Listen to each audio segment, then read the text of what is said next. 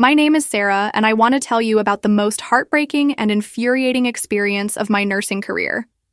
It's a story about a little girl named Lily, a cold-hearted administrator named Mr. Harrison, and how sometimes the most important things in life can't be measured on a spreadsheet. What happened to me wasn't just unfair. It was devastating for everyone involved, especially an innocent child who needed nothing more than a simple song to find peace in her final days. I had been working in the pediatric ward of St. Mary's Hospital for 8 years when I first met Lily. She was 7 years old with curly brown hair that had started to thin from her treatments, and the biggest, most frightened eyes I had ever seen. Lily was an orphan. Her parents had died in a car accident 2 years earlier, and she had been bouncing between foster homes ever since. Now, she was facing the most terrifying battle of her young life, an inoperable brain tumor that was growing despite every treatment we tried. The medical team had done everything they could. Dr. Martinez, our head of pediatric oncology, had exhausted every conventional and experimental treatment available. The tumor was positioned in such a way that surgery was impossible without causing severe brain damage. Chemotherapy had slowed its growth temporarily, but the cancer was aggressive and resistant. Radiation therapy had been attempted, but Lily's small body couldn't handle the intense treatment. We were essentially providing palliative care, trying to make her as comfortable as possible while we watched this beautiful child slowly slip away from us. But Lily wasn't just dying. She was terrified. Every medical procedure, every nurse's visit, every doctor's examination sent her into panic attacks that were heartbreaking to witness. Her heart rate would spike to dangerous levels. Her breathing would become rapid and shallow, and she would curl up in a ball, crying and shaking uncontrollably. The nurses tried everything: gentle voices, favorite toys, comfort foods, even therapy dogs. Nothing worked. Lily had built walls around herself so high that no one could reach her. That's when I discovered something extraordinary. It was during one of my evening shifts when Lily was having a particularly bad episode. She had been crying for hours after a painful procedure, and nothing we did could calm her down. I was sitting beside her bed, feeling helpless and frustrated, when I started humming a simple lullaby my grandmother used to sing to me. It was an old song, nothing special, just a gentle melody about stars and dreams and peaceful sleep. Something magical happened. Within minutes, Lily's breathing began to slow. Her heart rate on the monitor started to decrease.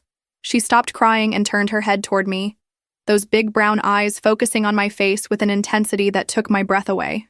I kept singing, softly, gently, and watched as this frightened little girl gradually relaxed for the first time since she'd arrived at our hospital. From that night forward, I made it my mission to be there for Lily whenever she needed me. I would arrive early for my shifts and stay late, spending time with her, singing that same simple lullaby that had somehow become her lifeline. It wasn't just the song itself, it was the human connection, the consistency, the knowledge that someone cared enough to sit with her and offer comfort in her darkest moments. The transformation was remarkable. During the times when I was there singing to her, Lily's vital signs would stabilize completely. Her pain seemed to diminish, her anxiety melted away, and she would often fall into peaceful sleep, something that had been nearly impossible before. The other nurses began to notice the pattern. Dr. Martinez documented it in her charts.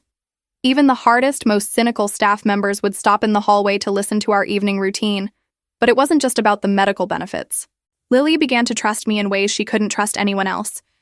She would hold my hand during procedures, look to me for reassurance during difficult moments, and sometimes even attempt to hum along with the lullaby in her small, weak voice.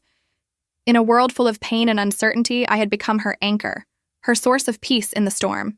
I want you to understand something important about what we do here at Hospital Revenge. We tell stories about people who think they can reduce human dignity to numbers on a balance sheet, who believe that efficiency matters more than compassion. If you've ever felt like you were just another statistic, another line item in someone's budget, then you understand why these stories matter. Please subscribe to our channel, because we're going to keep sharing these experiences, these moments where humanity triumphs over bureaucracy, where the people who think they can quantify everything learn that the most important things in life can't be measured. The routine I established with Lily became sacred to me. Every evening at 7 o'clock, I would pull up a chair beside her bed and sing for 30 to 40 minutes. Sometimes she would fall asleep within the first few minutes, but I would continue singing until the full session was complete. I believed, and the evidence supported this, that the consistency and duration of this comfort were crucial to its effectiveness. It wasn't just a quick fix. It was a comprehensive treatment that addressed her emotional, psychological, and even physical needs. Other staff members would sometimes comment on how much time I spent with Lily, but it was always positive. They could see the results. They understood that what I was doing was working when nothing else had. Dr. Martinez even mentioned in team meetings that my sessions with Lily were keeping her stable and potentially extending her life by reducing the stress that could accelerate the tumor's growth. I never thought of it as extra work. I thought of it as the most important part of my job. Yes, I had other patients to care for, other responsibilities to fulfill, but I managed my time efficiently during the rest of my shift so that I could dedicate those precious evening hours to Lily. I would complete my paperwork during breaks, streamline my other patient care routines, and coordinate with colleagues to ensure that my time with Lily never compromised the care other children received. The hospital administration had been undergoing changes for several months.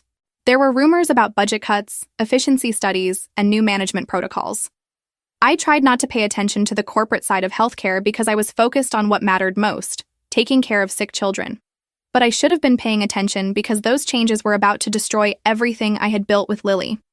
Mr. Harrison was the new Director of Operational Efficiency, a title that should have been a red flag. He wasn't a doctor, wasn't a nurse, had never spent a day providing direct patient care. His background was in business management and cost reduction. He had been hired specifically to optimize our hospital's operations, which is corporate speak for finding ways to cut costs while maintaining the appearance of quality care. I first encountered Mr. Harrison on a Thursday evening while I was sitting with Lily, singing her lullaby as she drifted off to sleep. He appeared in the doorway with a clipboard and a smartphone, observing our interaction with the cold, calculating gaze of someone who saw problems instead of people. He didn't introduce himself, didn't ask questions about what I was doing or why. He simply watched, made notes on his clipboard, and disappeared without saying a word. That should have been my warning, but I was naive. I thought anyone who observed what I did with Lily would understand its importance. I thought the evidence was overwhelming. Here was a child who had been impossible to calm, now sleeping peacefully because of a simple human intervention. How could anyone argue with results like that? The next morning, I received an email requesting my presence in Mr. Harrison's office at 2 o'clock that afternoon. The email was formal, businesslike, and gave no indication of what the meeting would be about. I assumed it was routine. Perhaps he wanted to discuss my work with Lily, maybe even commend me for finding such an effective treatment for a difficult case. I couldn't have been more wrong. Mr. Harrison's office was sterile and impersonal, filled with charts, graphs, and efficiency metrics. He sat behind his desk like a judge, his expression completely neutral as he gestured for me to take a seat. He didn't waste time with pleasantries or small talk. He got straight to the point with the kind of cold professionalism that I now realize was designed to make the conversation as uncomfortable as possible. "Sarah," he began, consulting his clipboard, "I've been reviewing your work patterns and productivity metrics. I observed your interaction with patient Lily Henderson yesterday evening, and I have some concerns about your time allocation and efficiency standards." I was confused. "Mr. Harrison, I'm not sure what you mean. My work with Lily is incredibly effective. She's been stable and peaceful during our sessions, and it's the only treatment that has consistently worked for her." He nodded dismissively. "I understand that you believe your intervention is helpful, but I need to look at this from a broader operational perspective. According to my analysis, you spend approximately 45 minutes each evening with a single patient. During that same time period, you could be providing care to multiple patients, completing additional documentation, or performing other revenue-generating activities." Revenue-generating activities. He actually used those words when talking about caring for a dying child. "Mr. Harrison," I said, trying to keep my voice steady, "Lily is a special case. She's an orphan with terminal cancer, and she's been extremely difficult to manage until we found this approach. The singing sessions are the only thing that keeps her calm and stable. Without them, she becomes agitated. Her vital signs become erratic, and she requires additional medications and interventions that are far more costly than my time." He looked at me with the patience of someone explaining basic math to a child. "I appreciate your dedication, Sarah, but I have to make decisions based on efficiency and cost-effectiveness. Your current approach represents a significant allocation of resources to a single patient with a terminal diagnosis. From a strategic standpoint, those resources could be better utilized elsewhere." I felt my heart sinking as I realized where this conversation was heading. "Are you asking me to stop spending time with Lily? I'm asking you to optimize your time allocation to serve the broader patient population more effectively." If this patient requires additional comfort care, we have protocols and medications that can address those needs without requiring such intensive staff time.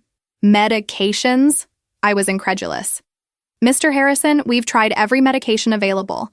Nothing works like the singing sessions. She's a frightened child who needs human connection, not more drugs. He shuffled through his papers and pulled out what looked like a performance evaluation. Sarah, I've reviewed your overall productivity metrics, and while your patient care ratings are satisfactory, your efficiency ratings are significantly below hospital standards. The time you spend with individual patients is excessive, and it's impacting your overall productivity numbers. My productivity numbers? I was starting to get angry. Mr. Harrison, I've been a nurse here for 8 years. I've never had a complaint, never had a disciplinary action, and my patients consistently rate their care as excellent. How can you say my productivity is below standards? The metrics don't lie, Sarah. You process fewer patients per shift than your colleagues, you spend more time per patient than protocol recommends, and your documentation completion times are longer than average. These are objective measures that indicate room for improvement. I realized then that he had no understanding of what nursing actually involved. He was looking at numbers on a spreadsheet, not considering the human reality of caring for sick children. Mr. Harrison, good nursing isn't about processing patients quickly. It's about providing the care each patient needs, which varies depending on their condition, their age, their emotional state, and dozens of other factors that can't be quantified in a database. I understand your perspective, Sarah, but I have to make decisions based on data and efficiency standards. Which brings me to the reason for this meeting. He picked up an official-looking document and placed it on the desk between us. Due to budget constraints and the need to optimize staffing levels, we're eliminating several positions in the pediatric ward. Your position has been identified as redundant. The word hit me like a physical blow. Redundant. As if my 8 years of experience, my relationship with Lily, my dedication to these children meant nothing. You're firing me? I asked, my voice barely above a whisper. We're restructuring the department to improve efficiency. Your last day will be Friday. HR will handle the details of your termination package and benefits continuation. I sat there in stunned silence for a moment, trying to process what had just happened. Then the reality hit me. What about Lily? What about the other children who depend on me? The remaining staff will absorb your patient load. We're confident that standard care protocols will meet all patient needs effectively. Standard care protocols? I was on my feet now, my voice rising. Mr. Harrison, you don't understand what you're doing. Lily isn't just another patient. She's a terrified child who has finally found something that brings her peace. If you take that away from her, she'll spiral back into the panic and pain she was experiencing before. He remained unmoved. If the patient requires additional comfort care, the medical team will adjust her medication regimen accordingly. We have protocols for managing pediatric anxiety and pain. She doesn't need more medication. She needs human connection.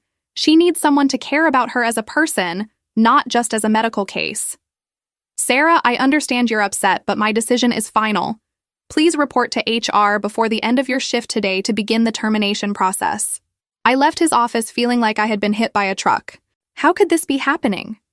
How could someone make a decision that would so clearly harm a vulnerable child, all in the name of efficiency and cost savings? But the worst part was knowing what this would mean for Lily. I was going to have to tell a dying 7-year-old that I wouldn't be there for her anymore. That evening, I sat beside Lily's bed for what I knew would be the last time. She could sense something was wrong. Children always can, and she kept looking at me with those big, worried eyes. I sang her lullaby, trying to memorize every detail of the moment. Her small hand in mine, the way her breathing slowed as the familiar melody filled the room, the peace that settled over her face as she drifted off to sleep. How could I explain to a child that the adults who were supposed to protect her had decided that her comfort wasn't worth the cost? How could I tell her that the one thing that made her feel safe was being taken away because it didn't fit into someone's efficiency model? If you're watching this and feeling angry about what happened to Lily and me, please hit the like button and leave a comment. Tell me about your own experiences with bureaucrats who think they can reduce human dignity to numbers on a balance sheet. Share this story with people who need to understand that efficiency without compassion isn't progress. It's cruelty. The more people who hear these stories, the better chance we have of creating change. I cleaned out my locker that Friday with a heavy heart, knowing that I was abandoning Lily when she needed me most. The other nurses were shocked and angry about my firing, but they were also scared for their own jobs. The atmosphere in the pediatric ward had become tense and fearful, as everyone wondered who would be next to be deemed redundant. Dr. Martinez pulled me aside as I was leaving. Sarah, I want you to know that I've documented everything about your work with Lily. I've written reports explaining how effective your interventions have been, and I've submitted a formal complaint about your termination to the medical board. This is insane. Thank you, Dr. Martinez. Please keep an eye on Lily for me. I'm worried about what's going to happen to her. We all are, she said grimly. What you did for that child was remarkable. I've never seen anything like it in 30 years of pediatric medicine. I went home that weekend and tried to process what had happened. I applied for jobs at other hospitals, but the nursing job market was competitive, and I knew it would take time to find a new position. Meanwhile, I couldn't stop thinking about Lily. Was she sleeping? Was she afraid? Was she wondering why I hadn't come to sing to her? The answer to those questions came sooner than I expected, in the form of text messages from my former colleagues. It started on Sunday night. Sarah, Lily is asking for you. She won't settle down for bedtime. This was from Jessica, one of the night shift nurses. Monday morning. Lily refused breakfast. She's been crying on and off all night. We tried playing recordings of lullabies, but it's not the same. This from Dr. Martinez. Monday afternoon. Lily had a panic attack during her blood draw. Took 3 of us to hold her down. Her heart rate spiked to 180. We had to give her sedatives. Jessica again. Tuesday. Lily won't eat anything. She's losing weight rapidly. Dr. Martinez is considering a feeding tube. This from Maria, another colleague. Wednesday. Lily's vital signs are all over the place. She's not sleeping, barely eating, and she's become completely non-responsive to staff. It's like she's shutting down. Dr. Martinez. Thursday. Sarah, you need to know what's happening. Lily is in crisis. Her condition has deteriorated significantly since you left. She's not responding to any of our interventions. Mr. Harrison is demanding that we increase her medication doses to keep her sedated, but Dr. Martinez is refusing. There's a huge fight going on between medical staff and administration. Friday. Lily was rushed to ICU last night. Her stress levels triggered a seizure. Dr. Martinez is furious. She's threatening to resign if something isn't done. Jessica. Saturday. Sarah, I don't know if I should be telling you this, but Lily is dying. Not from the tumor, from the stress and trauma of your absence. She's given up. Dr. Martinez says she's never seen anything like it. A child literally dying from a broken heart. Reading those messages was like being stabbed repeatedly in the chest. I had known this would happen. I had tried to warn Mr. Harrison, but he had dismissed my concerns as emotional overreaction. Now a child was dying because of his cold, calculated decision to prioritize efficiency over compassion. I called Dr. Martinez that Saturday afternoon. She was exhausted and angry, her voice shaking with emotion as she described what had been happening. Sarah, it's been a nightmare. Lily has completely shut down. She won't eat, won't sleep, won't respond to anyone. We've tried everything. Music therapy, art therapy, child psychology specialists, even brought in a chaplain. Nothing works. She's asking for you constantly, but when we try to explain that you're not here anymore, she just turns away and stops talking. How bad is her condition? I asked, though I was afraid of the answer. She's lost 12 pounds in a week. Her immune system is compromised from the stress. She had a major seizure Thursday night that we think was triggered by her elevated cortisol levels. Sarah, I've been doing this for 30 years, and I've never seen stress and emotional trauma impact a child's physical condition this severely. She's literally dying from grief. What is Mr. Harrison saying about all this? He's doubling down on his position. He insists that we just need to find the right medication combination to manage her symptoms. He's authorized increased doses of anti-anxiety medication, sleeping pills, even mild antipsychotics. He's treating her like a behavioral problem instead of a child who's lost the one person who made her feel safe. Dr. Martinez, is there any way I can see her? Even if I can't work here anymore, maybe I could visit as a volunteer or... Sarah, I wish I could make that happen, but Mr. Harrison has specifically forbidden any contact between you and Lily. He says it would be counterproductive to her adjustment process. He's treating your relationship with her like it was some kind of unhealthy dependency, rather than a therapeutic intervention. I hung up feeling helpless and furious. A child was dying because of one man's stubborn refusal to admit he had made a mistake. Mr. Harrison had reduced Lily to a line item on a budget spreadsheet, and now she was paying the ultimate price for his cold-hearted efficiency. Sunday brought the call I had been dreading. It was Dr. Martinez, and she was crying. Sarah, I need you to know that I've done everything I can. I've filed complaints with the hospital board, the state medical board, and even contacted local news outlets. But Lily is running out of time. She's in multi-organ failure now. The stress has compromised her kidneys, her heart function is declining, and she's developed pneumonia because her immune system can't fight off infections anymore. How long does she have? I asked, though I could barely get the words out. Days, maybe hours. Sarah, I've never felt more helpless in my entire career. I became a doctor to save children's lives, and I'm watching a little girl die because some bureaucrat decided that human compassion was too expensive. That's when Dr. Martinez told me something that changed everything. Sarah, I think there might be a way. Mr. Harrison is starting to panic. The other doctors are openly questioning his decisions. The nursing staff is talking about a mass resignation, and word is starting to leak out about what happened. He's realized that if this story becomes public, it could destroy his career and potentially expose the hospital to massive liability. What do you mean? I mean that Lily's deterioration is so clearly linked to your absence that it constitutes medical negligence. Mr. Harrison made a decision that directly harmed a patient's well-being, and now that patient is dying as a result. The hospital could be sued into bankruptcy, and he could face criminal charges for child endangerment. Are you saying he might change his mind? I'm saying that his self-preservation instincts are starting to override his stubbornness. He's been asking a lot of questions about your contact information and whether you might be willing to return to work. But Sarah, I need you to understand something important. If you come back, it has to be on your terms. You have all the leverage now. Use it. Monday morning, my phone rang. The caller ID showed St. Mary's Hospital, but I didn't recognize the number. I answered cautiously. Sarah? This is Mr. Harrison from St. Mary's Hospital. I hope you're doing well. His tone was completely different from our last conversation. Gone was the cold, professional distance. Now he sounded nervous, almost desperate. Mr. Harrison, I'm surprised to hear from you. Yes, well, I'm calling because we have a situation here at the hospital, and I wanted to discuss some options with you. What kind of situation? It's regarding patient Lily Henderson. I understand you had a special relationship with her before your departure, and her medical team has suggested that your presence might be beneficial to her current treatment plan. I couldn't believe what I was hearing. He was trying to make it sound like a casual medical consultation, rather than acknowledging that his decision was literally killing a child. Mr. Harrison, are you asking me to come back to work? I'm exploring various options for optimizing patient care. If you were interested in returning to your position, I believe we could work out an arrangement that would be mutually beneficial. I see. And what would this arrangement involve? Well, we would reinstate you at your previous salary level with full benefits, and you would resume your normal duties in the pediatric ward, including my work with Lily, including any patient care activities that the medical team deems appropriate. Yes. I took a deep breath. Dr. Martinez was right. I had all the leverage now. But this wasn't about getting my job back. This was about saving Lily's life and making sure Mr. Harrison understood the consequences of his actions.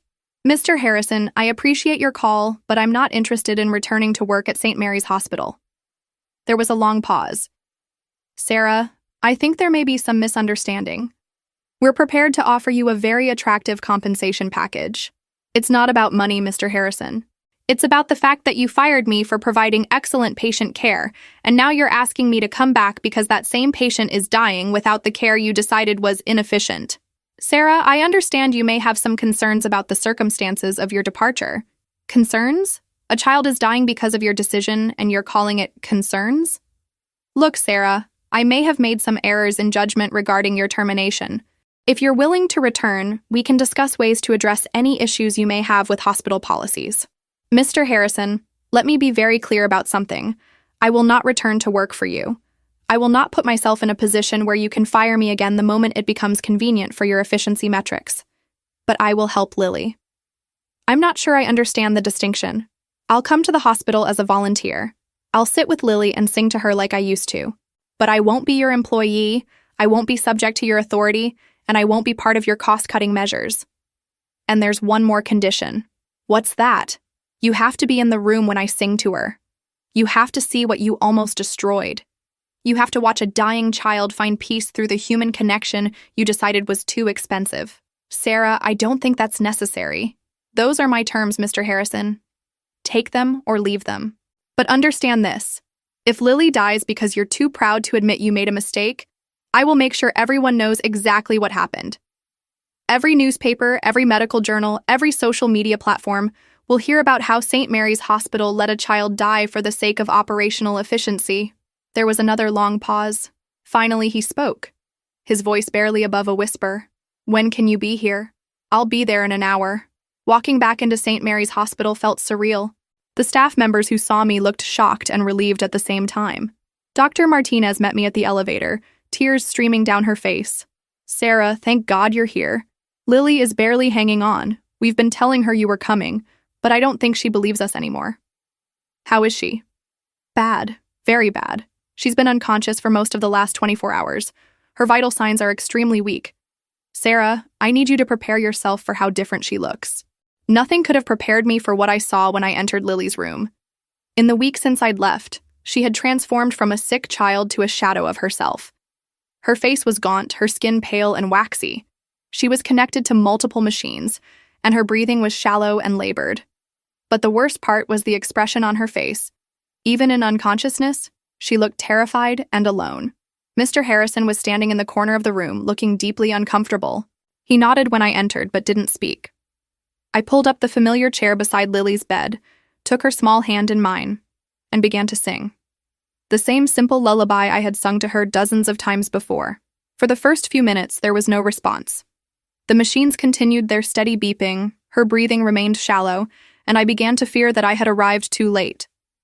But then, gradually, something began to change. Her breathing became slightly deeper. Her grip on my hand seemed to strengthen just a little. And then, for the first time in a week, Lily's eyes opened. She looked at me with such relief and joy that it broke my heart. She tried to speak, but her voice was barely a whisper. "Sarah? You came back. I'm here, sweetheart. I'm here." I continued singing, and the transformation was remarkable. Her heart rate, which had been erratic and dangerous, began to stabilize. Her breathing became more regular. The tension in her small body began to ease, and for the first time in days, she looked peaceful. Dr. Martinez was monitoring her vital signs, and I could see the amazement in her eyes as Lily's condition improved in real time. "It's incredible," she whispered. "Her blood pressure is normalizing, her heart rate is stabilizing, even her oxygen saturation is improving." I glanced over at Mr. Harrison, who was watching the monitors with a look of complete shock. He had never seen the connection between my singing and Lily's well-being. He had only seen the cost of my time. Now he was witnessing firsthand how wrong he had been.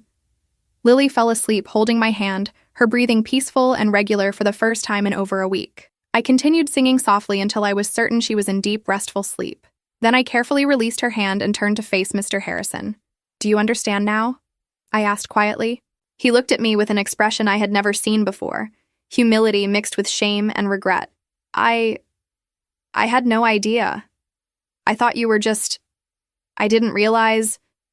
You didn't realize that she was a human being instead of a line item on a spreadsheet? You didn't realize that some things can't be measured in efficiency metrics? Sarah, I owe you an apology. I made a terrible mistake. You don't owe me an apology, Mr. Harrison. You owe Lily an apology. You owe her the promise that you'll never again make decisions about patient care without considering the human impact. You owe her the guarantee that no other child will suffer because you think compassion is too expensive. He nodded, unable to speak. And Mr. Harrison, I want you to know that I'm going to keep coming here as a volunteer for as long as Lily needs me. And if you ever try to interfere with that, if you ever again put efficiency ahead of a child's well-being, I will make sure the world knows exactly what kind of person you are.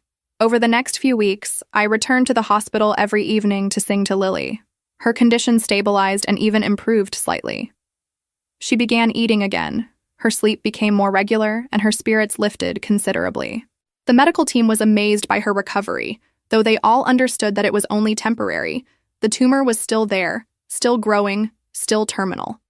But those extra weeks were precious. Lily was able to enjoy some good days, to smile and laugh and feel safe. She was able to experience the comfort of human connection in her final journey.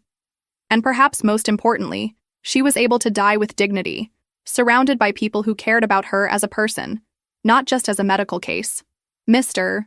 Harrison never spoke to me again directly, but I heard through Dr. Martinez that he had implemented new policies regarding patient care and staff efficiency. He had also quietly resigned from his position and taken a job at a different hospital, hopefully having learned something from his experience with Lily. Lily passed away on a quiet Tuesday evening, with me holding her hand and singing her lullaby one last time. Dr. Martinez later told me that her final vital signs showed a completely peaceful transition. No panic, no distress, just a gentle letting go while surrounded by love and comfort. At her funeral, which was attended by dozens of hospital staff members who had been touched by her story, Dr. Martinez spoke about the importance of treating every patient as a whole person, not just a collection of symptoms and statistics. She talked about how Lily had taught all of us that healing isn't just about medical procedures and medications. It's about human connection, compassion, and the simple act of caring for one another. If you've made it this far in my story, I want you to understand why I'm sharing it with you here on Hospital Revenge. This isn't just about one cruel administrator or one tragic case. This is about a system that has lost sight of what healthcare is supposed to be about. It's about the way we've allowed bureaucrats and accountants to make decisions that should be made by doctors and nurses who actually understand what patients need. Lily's story is extreme, but it's not unique. Every day in hospitals and clinics around the world, decisions are being made based on efficiency metrics and cost-cutting measures rather than patient well-being. Healthcare workers are being pressured to see more patients in less time, to document everything in electronic systems that prioritize billing over care, to treat symptoms instead of people. But here's what I want you to remember. Every time these stories are shared, every time someone speaks out about the human cost of heartless efficiency, we create a little more pressure for change. We remind people that healthcare is fundamentally about caring for human beings, not maximizing profits or hitting productivity targets. So please hit that like button if this story moved you. Share it with people who need to understand that behind every efficiency metric is a real person with real needs and real feelings. Subscribe to Hospital Revenge because we're going to keep telling these stories, keep fighting for a healthcare system that puts people before profits, keep reminding the world that some things, like a dying child's need for comfort, can't be measured on a spreadsheet. And in the comments, tell me about your own experiences with healthcare bureaucracy. Share your stories about times when you or someone you loved was treated like a number instead of a person. The more we talk about these issues, the more pressure we create for meaningful change. Lily may be gone, but her story lives on as a reminder that in a world obsessed with efficiency and cost-cutting, we must never forget that the most important things in life, love, compassion, human connection, are immeasurable and irreplaceable. And sometimes, the greatest revenge against those who would reduce us to statistics is simply proving that humanity cannot be quantified or eliminated, no matter how hard they try. Thank you for listening to Lily's story. Thank you for caring about a little girl you never met, but who represents so many others who deserve better from our healthcare system. And thank you for being part of the community that believes human dignity is worth fighting for, no matter what the cost.